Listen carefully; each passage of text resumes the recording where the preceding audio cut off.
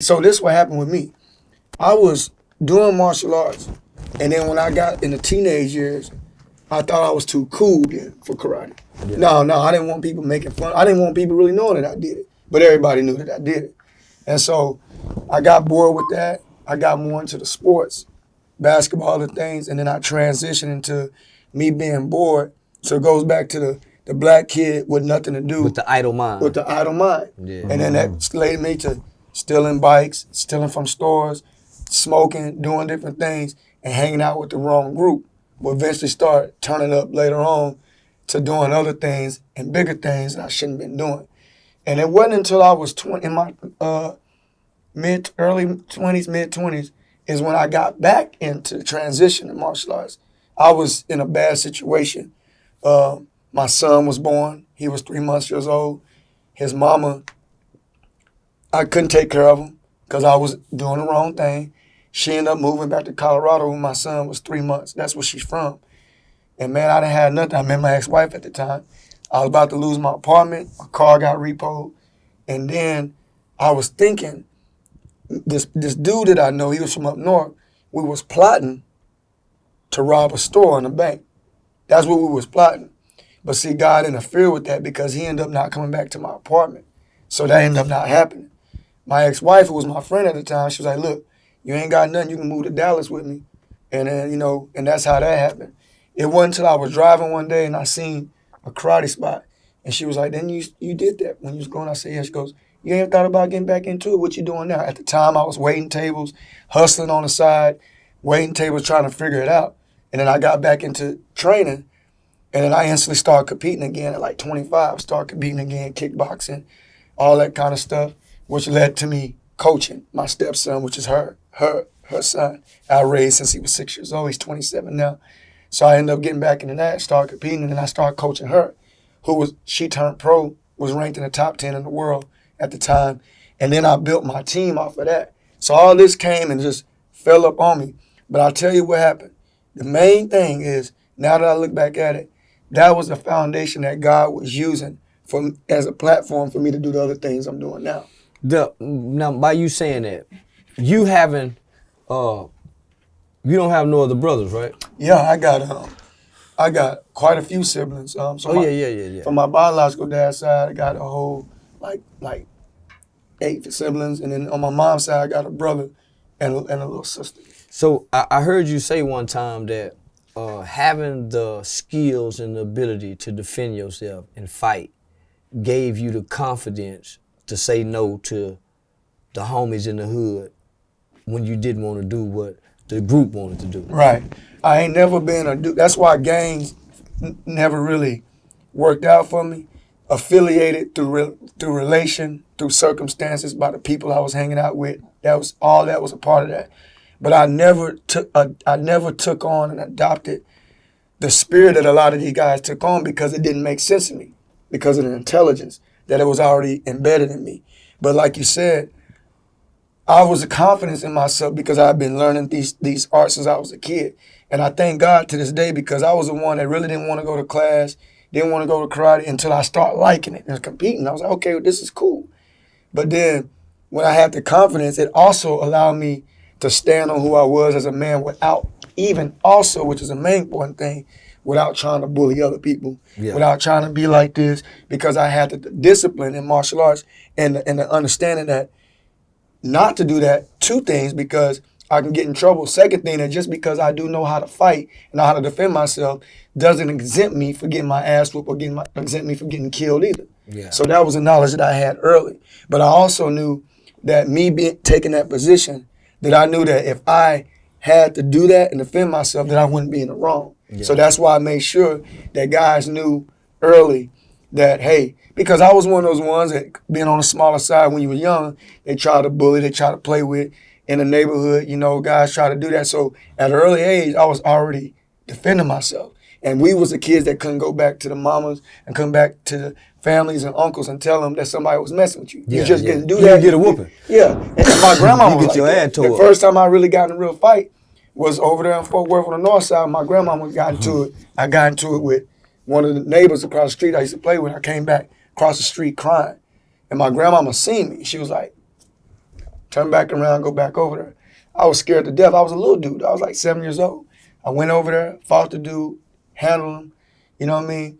And at that point, I was like, okay, I have the confidence to do that. Yeah. As I got older, people tried that. But what I learned, though, is standing on your own 2 feet as a man, no matter what. That's the number one thing I took when I said, I seen how these dudes, because to me, what I realized with gang members is that what I came to understand, and a lot of it is manipulation, control, and bullying.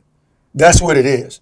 I mean, I'm going to say it for what it is. I don't care what side you're from the red rag, blue rag, Mexican side, it's all a bullying. And this is what I learned about it, because the way I got affiliated was out of insecurities, fear, wanting to be cool. See, a lot of these boys that are tough and gangsters right now, a lot of them won't tell you this, but a lot of them had that same mindset.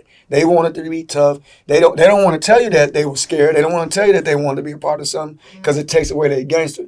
But when you don't know nothing like that, homie, when you're a kid. When you're a child, you're not thinking about that. You think about hanging with the homies because they're going to high size on you. They're going to play with you. They're going to mess with you. You might get jumped. You might get bullied. So that was my partake.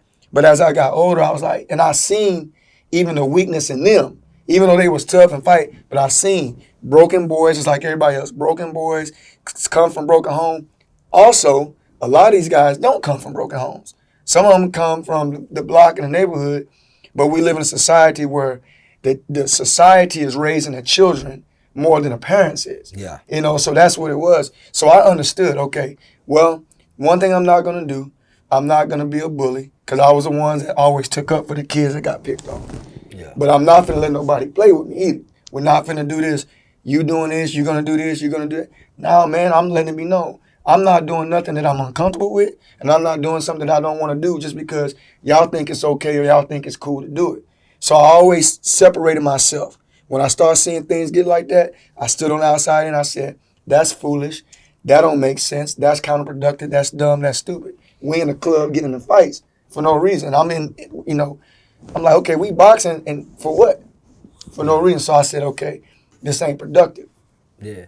So you make it, I ain't gonna say out of it, because you never really was into it.